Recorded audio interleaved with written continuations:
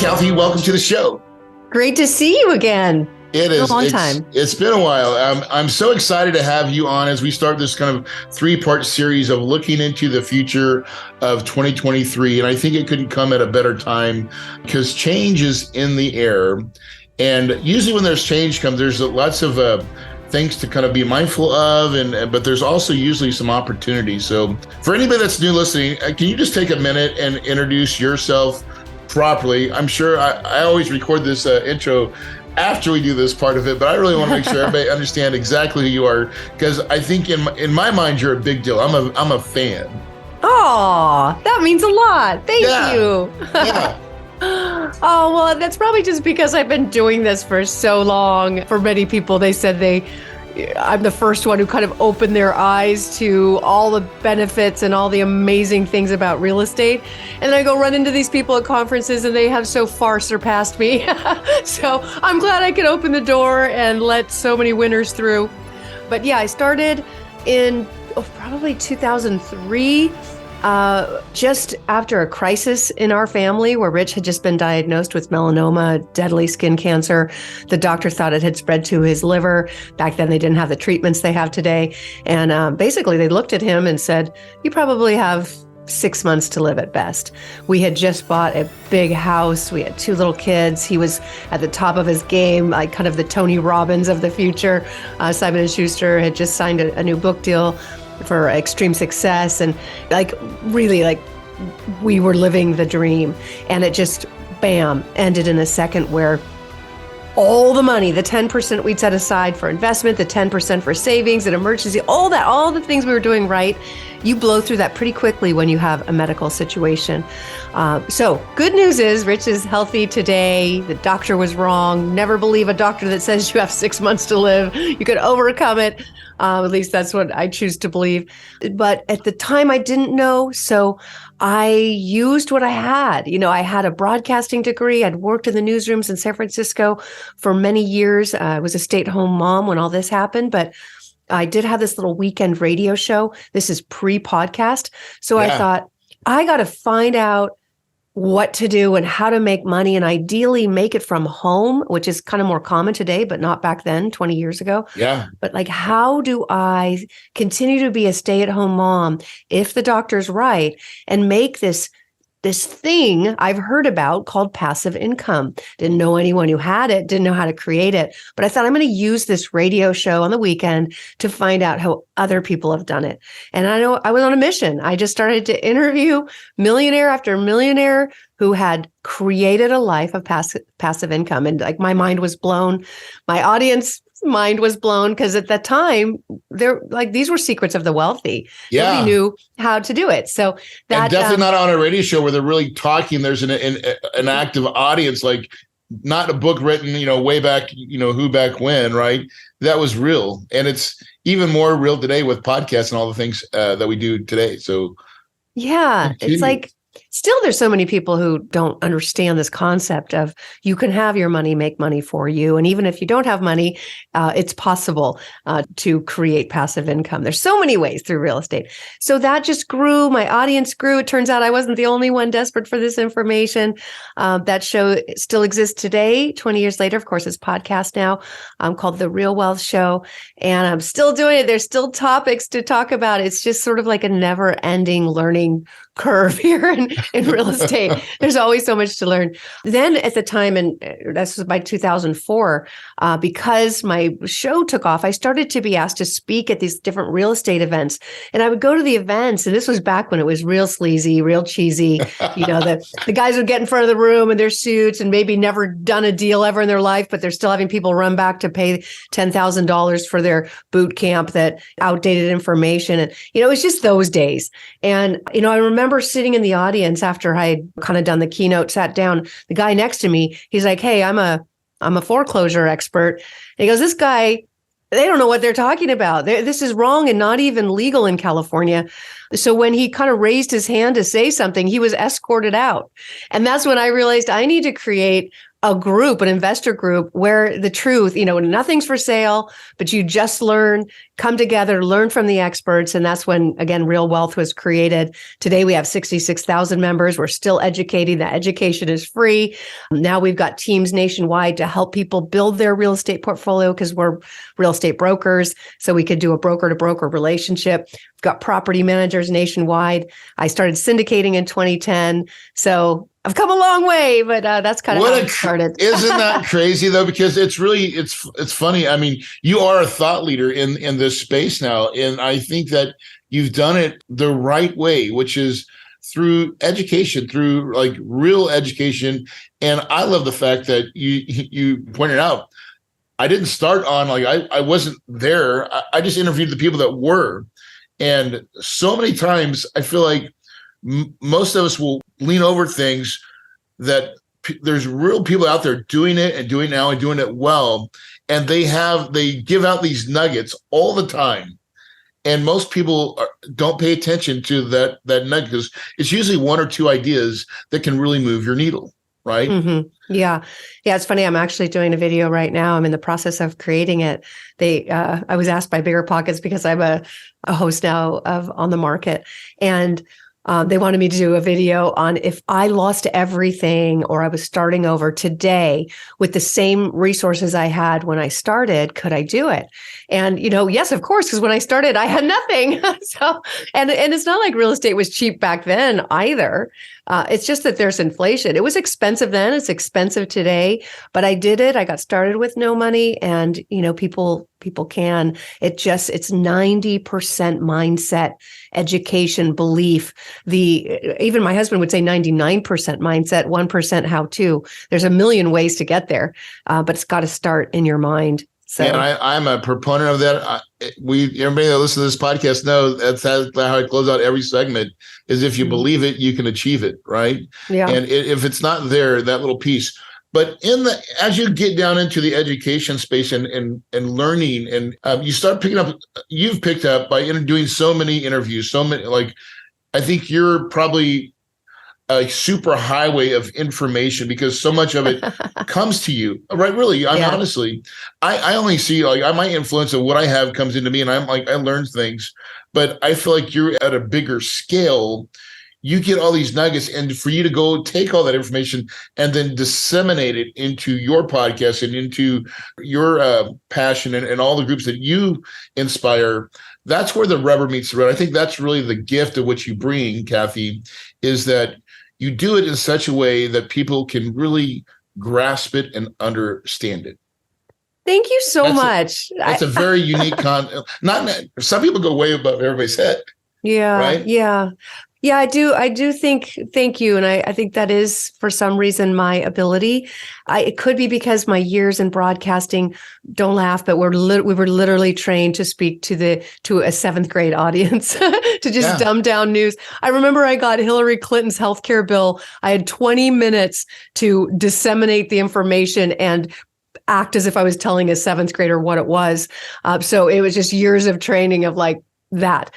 So I don't know. And maybe it's because I'm a mom and a grandma now that, but that, is for some, and thank you. It is true. I get so many events and get so much information. It can be so overwhelming that for a new investor, pick something and just go deep on that. Because if you say that I've been successful, and I have, but I've also probably made every single mistake possible. I have lost money. I have started over. We have gone bankrupt. We have had foreclosures. We've had short sales. And I'll be honest, the reason for all of that is because, don't laugh, but I didn't take my own advice. I put that in my book, Retire Rich with Rentals, is I was teaching people and here's the fundamentals and don't stray. And guess who did? Guess who didn't follow those? We're victims of our own circumstance. Well, but I think that's why you're so relatable. If you didn't have those stories in the wheelhouse, and this is not very many people are very vulnerable in sharing the dirt. right? Mm. And like, just for you to openly say, hey, I've made the mistakes. I've not been perfect. So many times in this world of the TikToks and the Twitters and all the social media, that it's always this perfect frame that someone took 30 minutes trying to get the right perfect picture and image or whatever, or video, that we forget that we're all flawed, right? We're not perfect. And even in this imperfect world in real estate life, you can still be very successful if you just stay the course and stay the fundamental. Like you said, go deep, right? Yeah. Yeah. I mean, and I just can't believe how many times I didn't listen to my own advice. I've often said, don't stray and do something else you don't understand until you understand it. And I did that. I went in, we syndicated a wine village. Like, what? That's a hard thing to pull off. And we haven't yet. It's sitting there as raw dirt still. So, but what I teach is cash flow and buying rental properties that cash flow in growth markets. So you've got the money to cover the cost of it while it's making more money, as opposed to buying dirt and trying to build something that's never been created before. Now, things like that can happen and you can make a lot of money, but you can also lose all your money doing something new and innovative. So those types of things really are only for the wealthy. If you're trying to build wealth, stick with the fundamentals. Don't do something unique and sexy. We're building a eco resort in Costa Rica. Come on, that's hard to pull off. I mean, it's fabulous, but it is hard to pull off. It's hard to get financing for something different and unusual like that. So again, look at what is needed, what's been done over and over again. If you want to be conservative, the most conservative is either being a lender at a very low LTV because your money is secured to a property with a lot of cushion in there. Yep. That's probably the most conservative. Next would be owning a rental property that's in good condition. It's all the big stuff has already been replaced, so you don't have any big operational expenses coming down the road. And then, being in a market where there's great demand for whatever the kind of rental it is. If there's great demand, whether it's storage or student housing or whatever. Now, we both know that there are times when your best laid plans will not happen because like a virus shuts everything down, right? So even when you have a cash flow property, that can end when... It can suddenly vanish. Ask me how I know, right? There's certain things we can't predict, and that was a big one. But generally speaking, you got to look for what the need is and what's been done over and over again and do that. Yeah.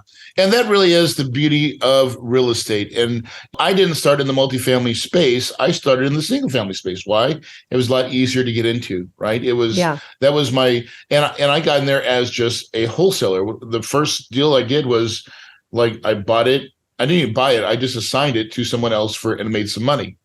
I then took that money and bought my first property, my rental property, right?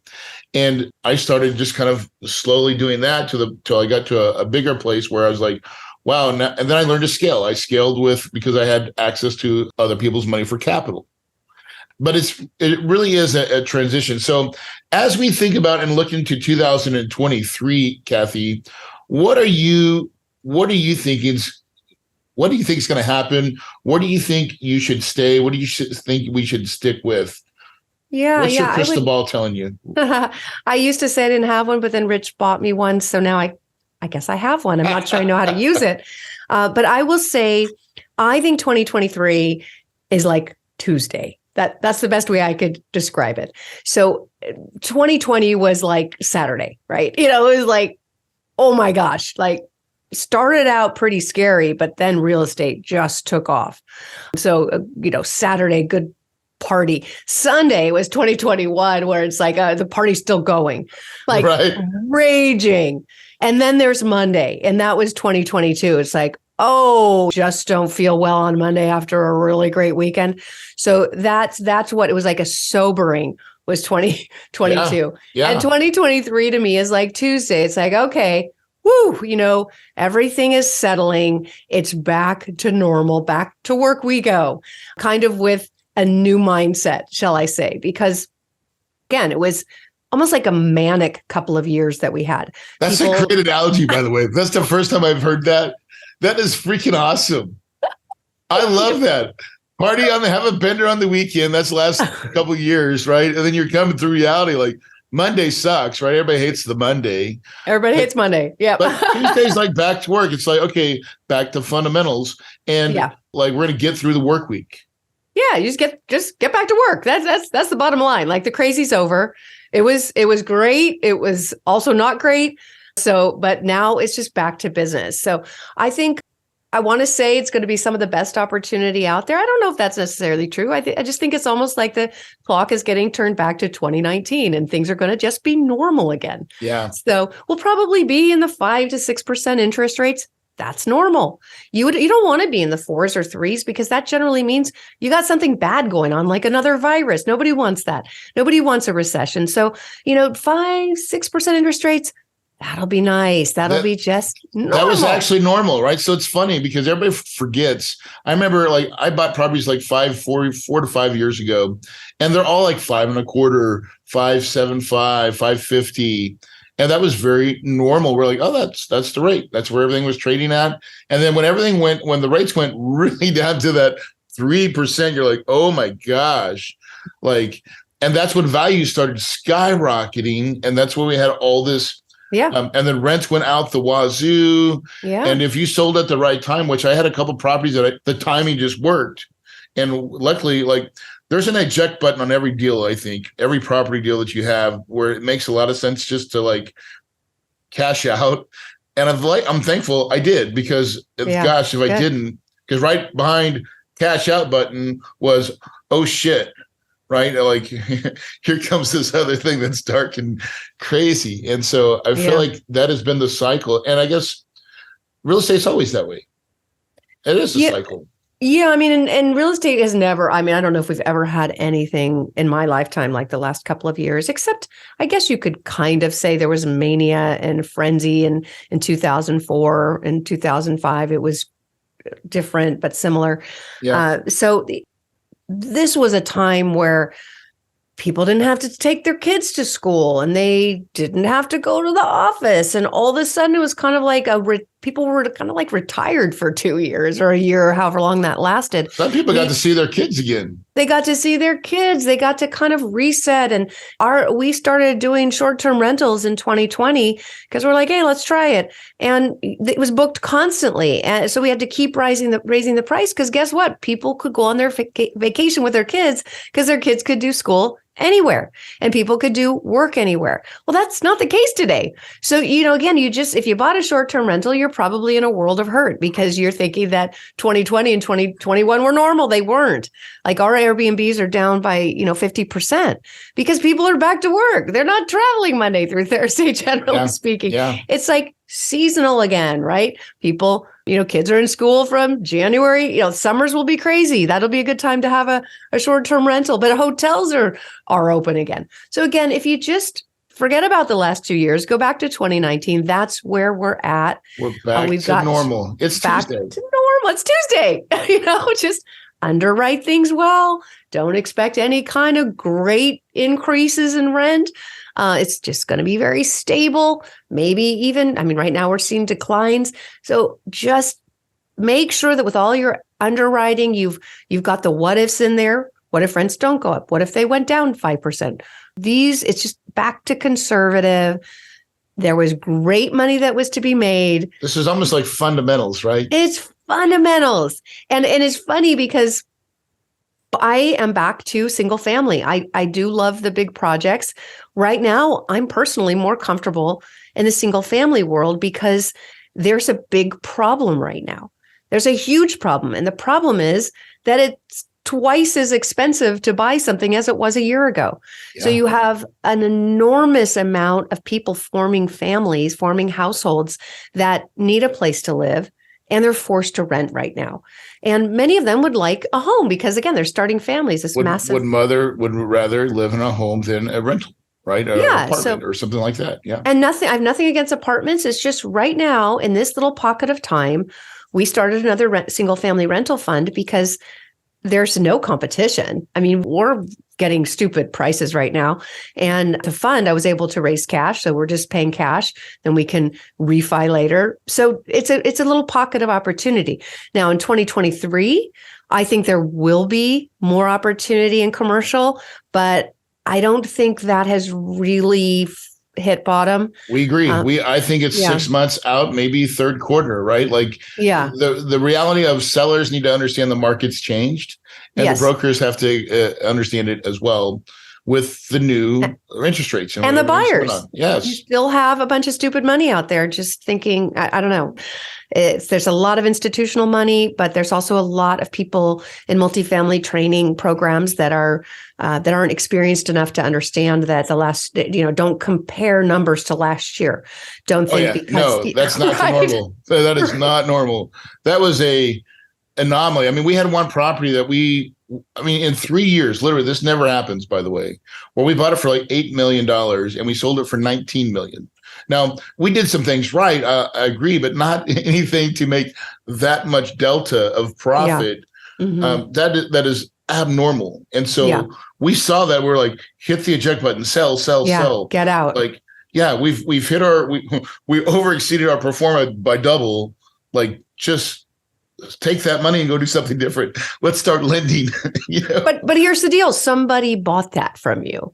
Oh, I know. So there's in 2022, there were a lot of people I know who were massively in acquisition mode. So it'll be interesting to see how that plays out. I only wish them the best.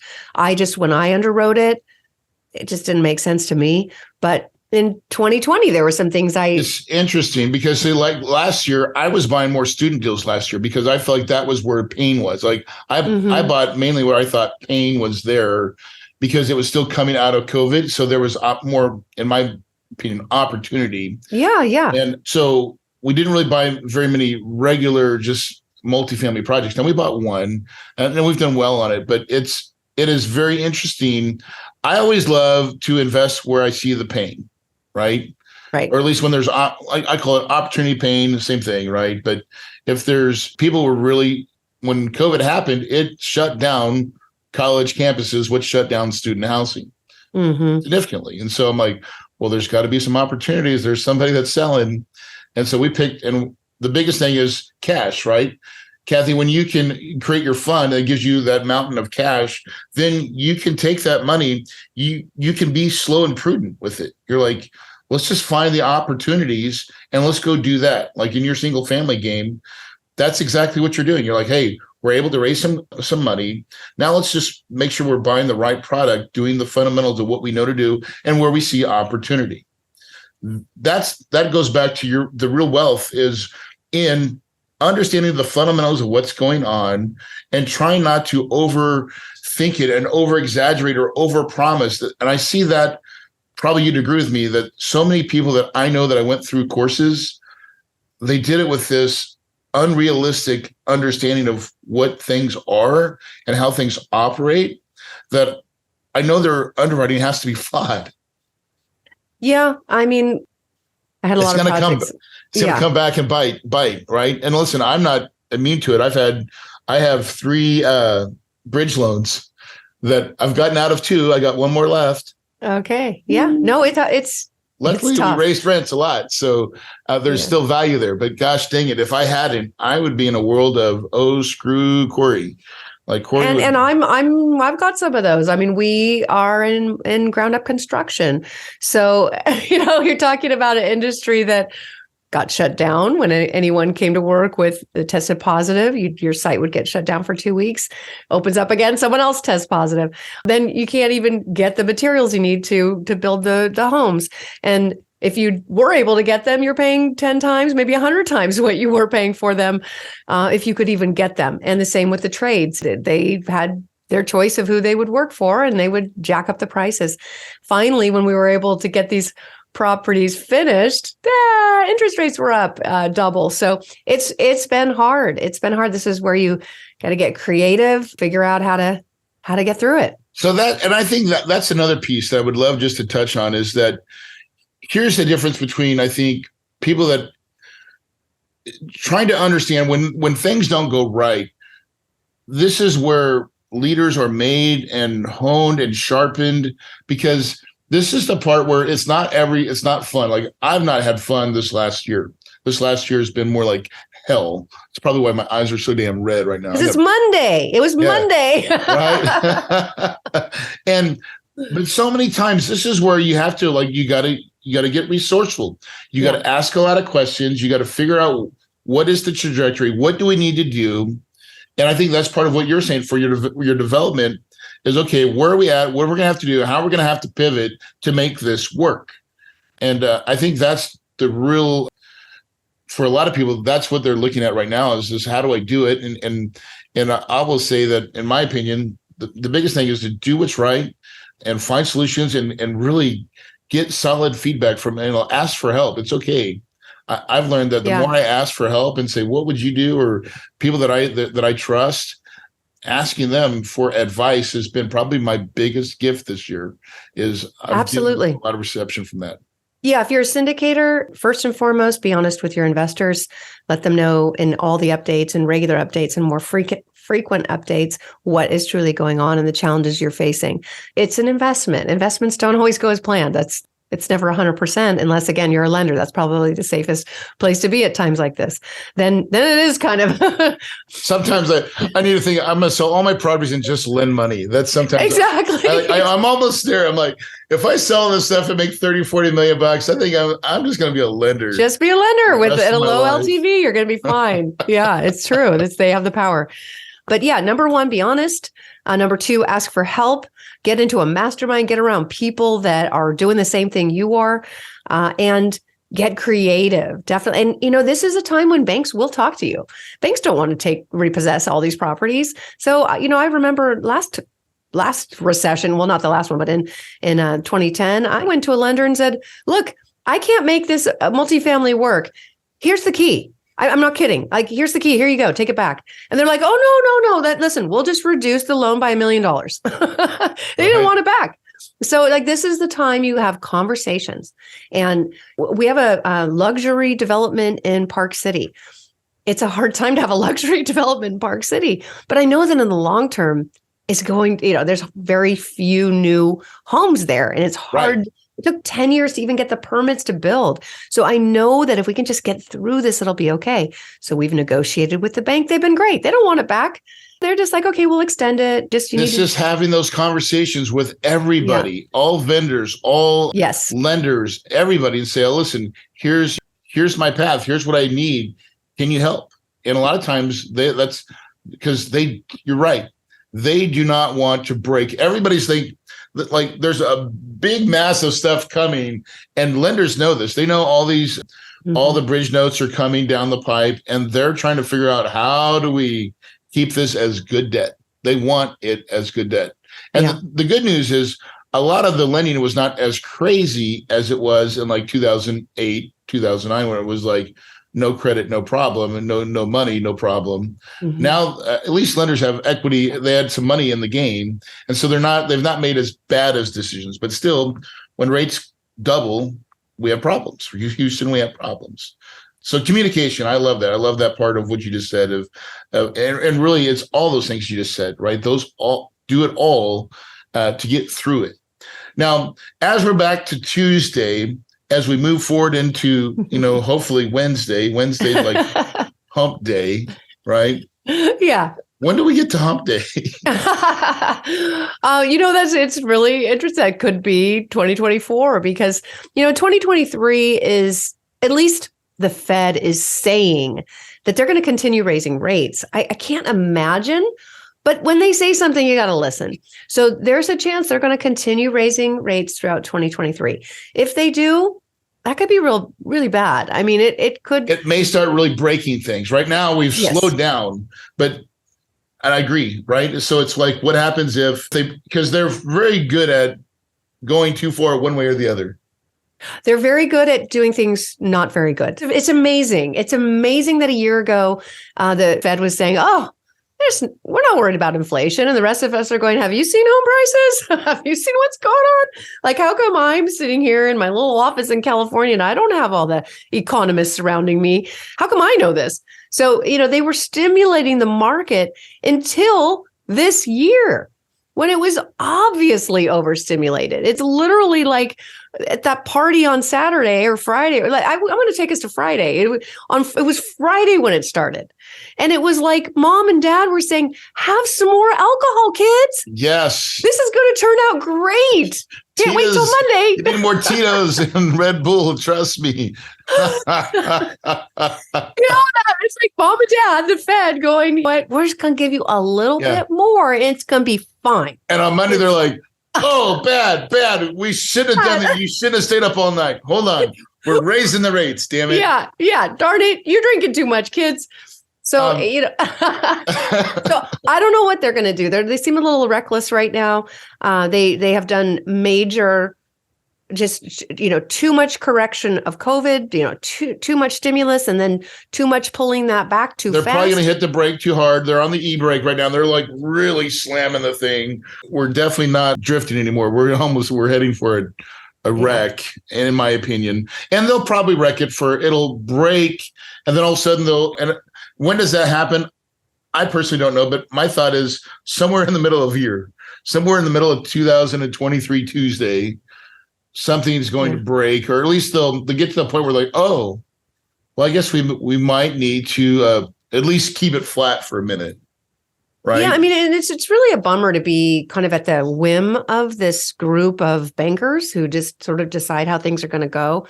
It's like, again, coming back to the parent metaphor, it's like, oh, these people are a little crazy, but it's their house. So this is their rules. And they are telling us they're going to keep raising rates. And they're telling us they want to break the system. And they're telling us they want job losses. And they're telling us they want housing to crumble. I mean, so like, you got to listen.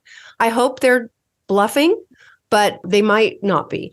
So how do you prepare for Tuesday? How do you get ready for this sobering and this sort of getting back to work? And for me personally, it's just, again, those fundamentals. For me, the fundamentals that I've been teaching for 20 years that I should have listened to for 20 years was get in front of job growth. Where are the jobs going? Where's the population going? Where is it still affordable? Where do the numbers still make sense?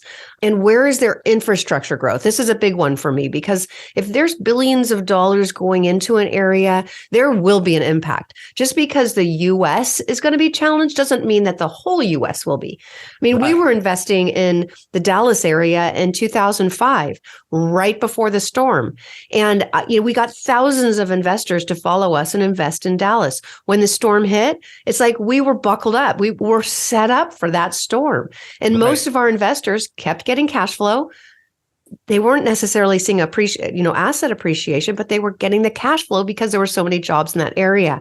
And then when the market recovered, then they made appreciation too. So I've been through this. I know how to button down the hatches. This is a cycle. Yes. How to get lean, how to make sure that we're just like, get lean, eliminate your waste, your fat, and just say, okay, it's Tuesday. We're thinking about going to the gym. Then get back on our normal routine, controlling the controllables, right? Yeah, just, there's still going to be a need for things. There'll be a need for housing. There'll be a need for storage. There'll be a need for mobile homes. So, like, whatever your thing is, there'll be a need for student housing.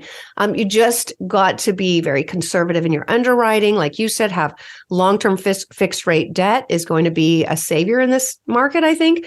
And at Real Wealth, we're finding that sellers are willing to buy down rates 2 points down to the fives. Lock that in. A 5 or a 10-year fixed rate to me is fine. It doesn't have to be a 30-year. I think we'll be out of this in 5, 7, 10 years, I do too. Yeah. I do too. I think this is like, it's a speed bump that there's probably a double speed bump where we got to shake the car up a little bit. But eventually we'll go really back to somewhat of a normal market. And so in between there's probably some buying opportunities. There's buying opportunities in every market cycle. I personally believe it. Just, you've got to understand what the rhythm of it is. And then as we look to, they'll eventually go back to QE eventually. Mm-hmm. Yeah, eventually. They're still doing it, actually. It was just hysterical, but yeah. So with that said, one of the things you didn't mention is like being in groups and think tanks, masterminds, right? I would love this opportunity to let you share what you do and how you help people. Well, thank you. I mean, Real Wealth has been giving free education for beginner investors for years. The advanced masterminds I do at my house in Malibu, and we keep them to like 18 people. You can find out about those at kathyfettke.com. We actually have some just sort of January planning retreats coming up. I'm excited about that. But for free education, just go to realwealth.com. And then for the kind of higher level like syndicator roundtables and just accredited investor type masterminds, you can get that at kathyfettke.com. Cool. So go check that out. Kathy's got so many contacts, so much like valuable information. And the way she delivers, again, like we said, is really, as you've been listening to this segment, she's very articulate, she's well-spoken, and she speaks in a way that I think most people can relate to, which I can't say that about everybody that I've ever interviewed. So you're one of the good ones. I'm really excited. Oh, thank you so much. I love the conversations because I never know exactly where they're going to go, but I always have fun doing them. And to me, having fun doing this business is about 90% of my criteria. Is I got to have fun what I'm doing. If I don't, then gosh dang it, I'm in the wrong business. So thank you for making it always entertaining for me. Thank you. Also, so as we kind of wrap it up and just talk about we've kind of figured out the 2023, what's going on there. What advice would you give for the new person that's kind of coming into real estate? What has served you well? I think we talked about this earlier. Mindset is 99% of it. It's really important to imagine yourself successful, to write it down, to envision it, to meditate on it. Pro athletes always envision themselves doing the perfect stunt, or I was an ice skater, so just going through my routine flawlessly and feeling it in my body. These are things we've got to see it first before it can become a reality, because our subconscious is kind of used to what we've had and what we've known, and anything new, even if it's something great, there might be some fear around that. If we're used to tumultuous relationships, that might feel more comfortable than a loving, calm, grounded relationship. So if we're happy with whatever it is we've had, that's fine. But if we want something new, we have to retrain the brain, retrain the subconscious. So for me, the idea of wealth, the idea of power and success was terrifying. I was raised to be a housewife. I'm not kidding. That's what my parents told me. Women don't get jobs. Women stay home, take care of the kids, and take care of their husband, which is fine. I love doing that too. So the idea of also being a leader was scary to me, because it was like, oh, are my parents going to still love me? Is this okay? Is my husband going to be okay with me being a leader, not just serving him breakfast? So it's like we have to overcome the past, or whatever it is whatever beliefs that we've created or that have been kind of given to us. Yes. So when I started, I listened to CDs, literally trying to retrain my subconscious into a different future that I couldn't have seen before. But it's like, what would it be like to live in the house of my dreams, and to see it and to feel it and to step into it and be okay with that? Not only be okay, be excited about it. So it starts there. Write it down, get a vision board, cut out pictures, put it on there. It is so you're really, all of you is moving in the right direction, and there's not something trying to pull, not a heavy weight trying to hold you back. That's really literally 99% of it. From there, the how, there's a million ways to do it. You're teaching it all the time. I'm teaching it all the time. There's information everywhere. There's thousands of ways to get to your dream. Just pick one of them. Learn it really well, really get in there and understand the nuts and bolts of it.